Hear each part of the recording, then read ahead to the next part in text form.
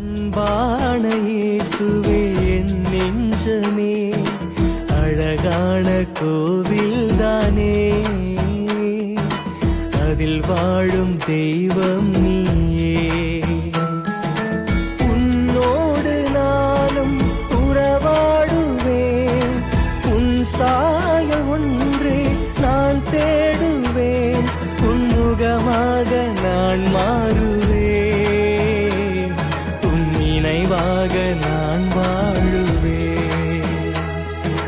இயேசுதேவா வருவாயா, எந்தன் மனதில் எழுவாயா, இயேசுதேவா அருள்வாயா, உந்தன் உறவை தருவாயா. Download ShareChat.